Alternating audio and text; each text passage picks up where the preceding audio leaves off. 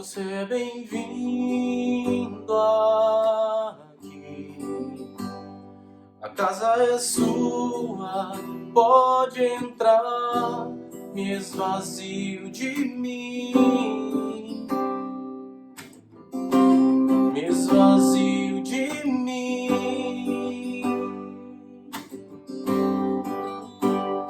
sopra o teu vento aqui, como o teu trono vem reinar. Nós queremos te ouvir,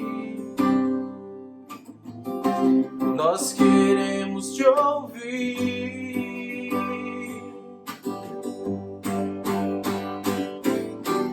Essa casa é sua casa, nós deixamos ela pra você, Jesus. Essa casa é sua casa, nós deixamos ela pra você,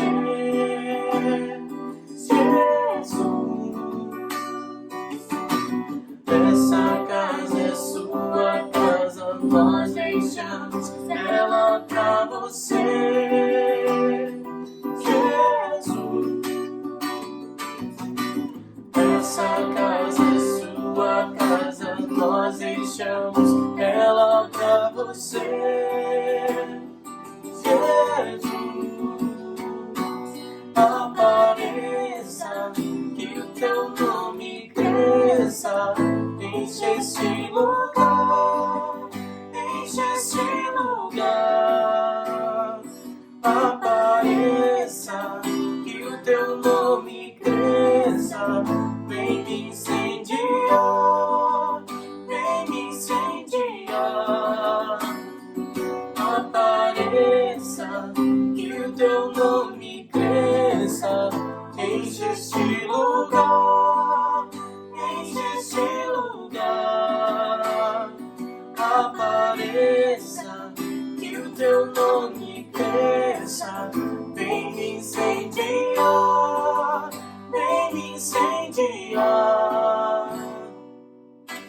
Essa casa é sua casa, nós deixamos ela pra você, Jesus. Essa casa é sua casa, nós deixamos ela pra você.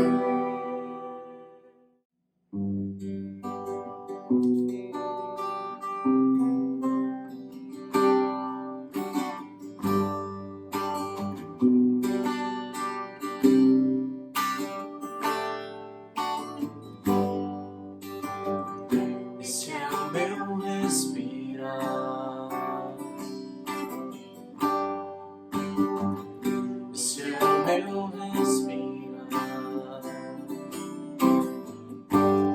Teu Santo Espírito vivendo em mim.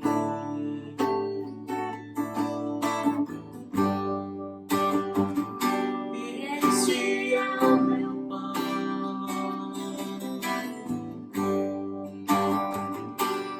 este é o meu pão. Tua vontade feita em mim.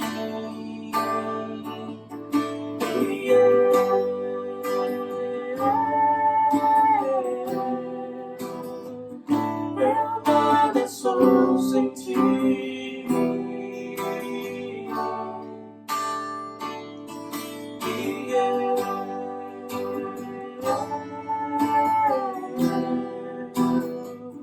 Perdido estou sem ti.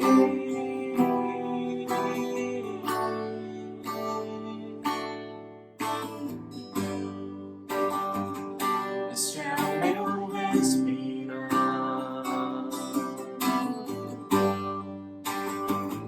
este é o meu respirar. Teu Santo Espírito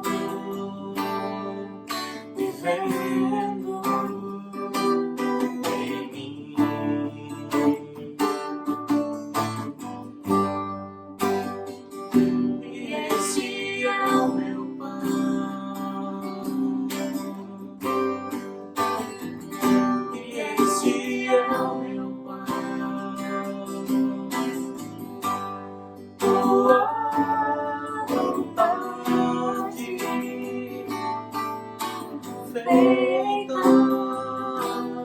em mim.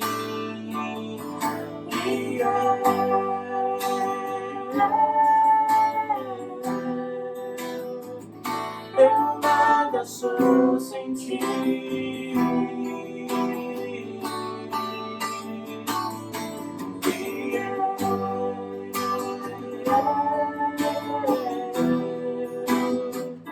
Perdido estou sem ti.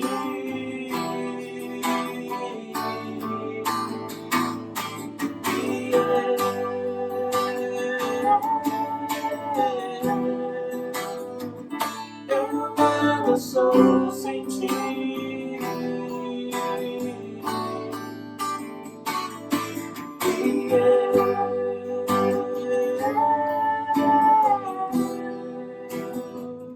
Perdido estou sem ti.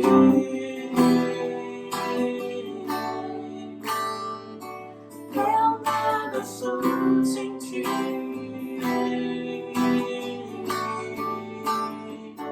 Perdido estou sem ti.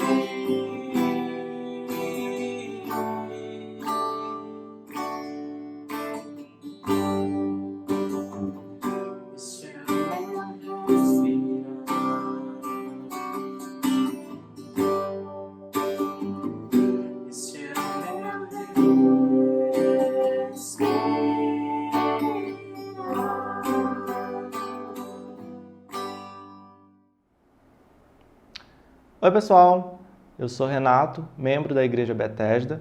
Estou hoje aqui para falar um pouquinho da Palavra de Deus com vocês. Amém?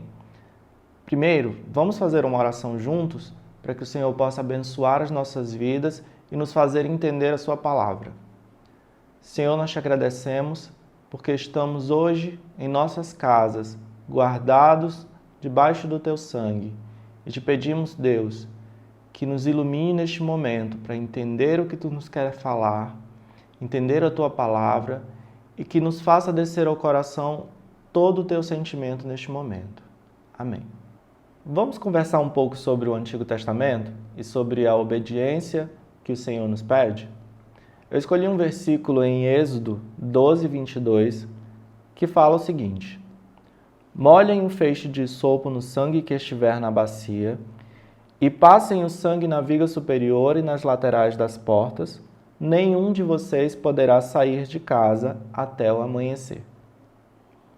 Eu não sei se todos conhecem a história de José, mas José era um rapaz sonhador.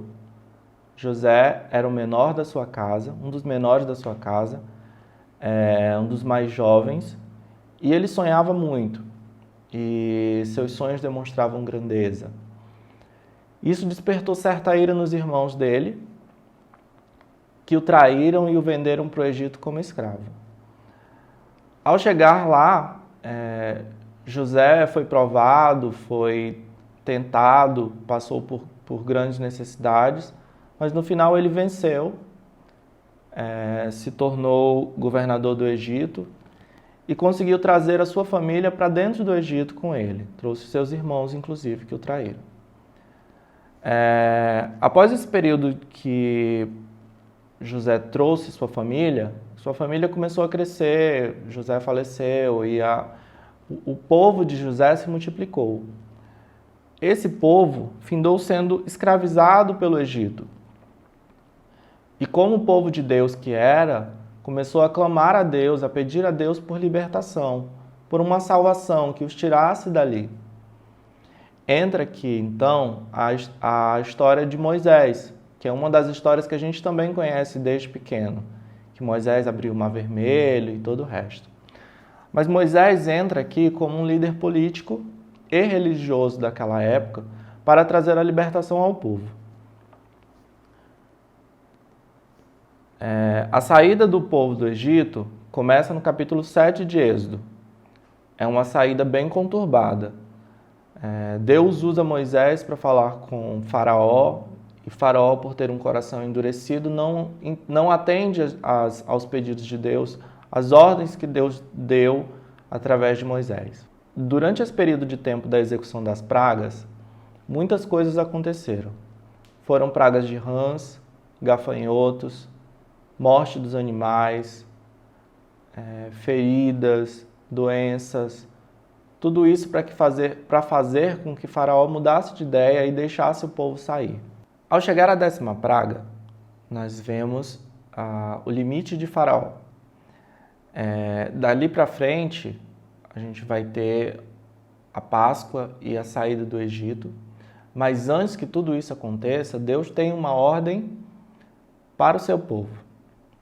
Nós vemos no versículo 12 e 22, no versículo 22, ou melhor, do capítulo 12, uma ordem de Deus para que haja um procedimento durante esse momento.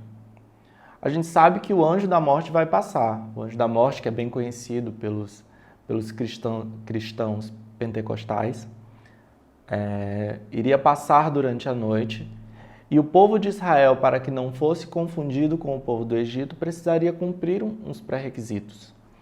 E nós vemos a ordem de Deus dizendo: peguem um cordeiro, sacrifiquem, passem o seu sangue sobre os umbrais das portas, ou sobre as portas, e fiquem dentro de casa.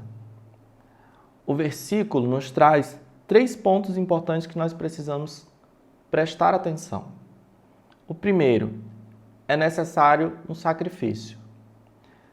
O sacrifício naquela época era relacionado a pegar um animal, tirar sua vida e utilizar o seu sangue, queimá-lo ou usá-lo para alguma atividade. Porém, nós vemos também em 1 Samuel 15, 22, que é necessária obediência. Diz assim lá em 1 Samuel 15, 22. Eis que obedecer é melhor do que o sacrificar, e o atender melhor é do que a gordura dos carneiros. Então, para a nossa interpretação hoje, a gente precisa entender que, naquela época, era necessário o sacrifício de um cordeiro. Hoje, nós precisamos mostrar o nosso sacrifício através da obediência. A obediência a quem? Aos mandamentos de Deus, em primeiro lugar, e aos nossos superiores. Sabe quem trouxe a notícia da necessidade de sacrifício? Foi Moisés. Moisés era o líder político daquela época e líder religioso. Ele incluía as 2 atividades. Então, quando Moisés disse, façam determinada coisa para que se livrem da última praga, ele estava cuidando do povo de Israel como líder que ele é, ou era. O segundo ponto que nós precisamos prestar atenção é a ordem de ficar dentro de casa. Nós temos uma identificação forte com a nossa realidade atual. Nós estamos passando por uma pandemia que muito se compara a essa 10ª praga. Sabe quem está morrendo agora? Os nossos primogênitos, os nossos mais velhos, os nossos mais idosos, são os primeiros a nascer. Se nós não respeitarmos esse momento, se nós não obedecermos neste momento, pessoas serão sacrificadas, pessoas morrerão, porque nós vamos levar a contaminação a eles. Eu falo isso porque eu não sou do grupo de risco. Porém, eu posso levar a contaminação a alguém que é do grupo de risco. Eu estou desobedecendo, eu estou saindo de dentro da minha casa, eu estou deixando de cumprir a ordem que é me guardar, certo? E o último ponto que a gente precisa se atentar é exatamente esse dos primogênitos. Nós vamos perder os nossos primogênitos por falta da obediência, por falta da interpretação, por falta de deixar que o Espírito Santo nos conduza. Nós temos visto muitos cristãos falando que, por causa do sangue do Cordeiro, por causa da proteção de Deus, nós não seremos atingidos, nós não seremos mortos pela pandemia que está acontecendo. Porém, se nós prestarmos bem atenção no Antigo Testamento e no que nos trouxe a palavra de Moisés naquela época, nós, por conta do sangue, não estamos seguros, certo? Há a necessidade da obediência da palavra. O povo de Israel naquela época recebeu o sangue para passar nos umbrais da porta. Ok, nós também recebemos o sangue do Cordeiro, que é Jesus Cristo. Porém, a obediência era que ficassem em casa. O sangue não livraria o povo de Israel de morrer quando o anjo da morte passasse. O que livraria o povo de Israel era o ficar dentro de casa, certo? Para finalizar, nós contemplamos ali, nesta passagem também na Bíblia, o nascimento da Páscoa, certo? Que é exatamente o período que a gente está passando agora.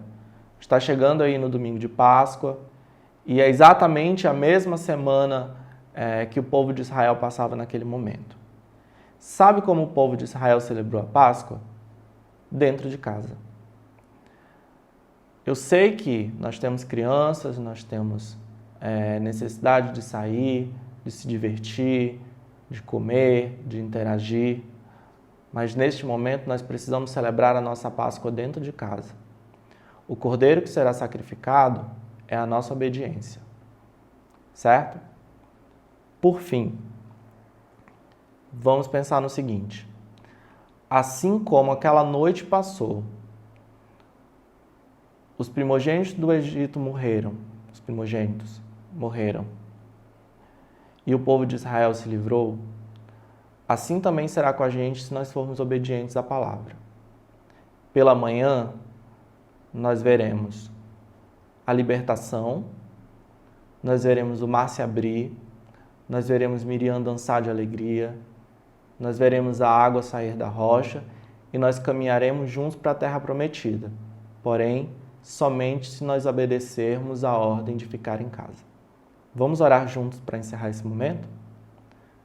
Deus, eu te agradeço pela palavra que nos dás, pelo ensinamento e por ser nosso guia. Te pedimos que esse momento passe, que seja só um momento histórico, mas que o teu povo passe por ele livre e limpo. Que a tua saúde esteja em nós, nos nossos irmãos, no nosso próximo, nas pessoas que estão na rua, nas pessoas que estão nos hospitais, nos médicos, em todos nós, que o teu Espírito Santo possa trabalhar, nos dando saúde e nos dando vigor. Que esse momento passe e que a gente possa novamente se abraçar e estar em comunhão junto a Ti. Desde já eu te agradeço. Amém.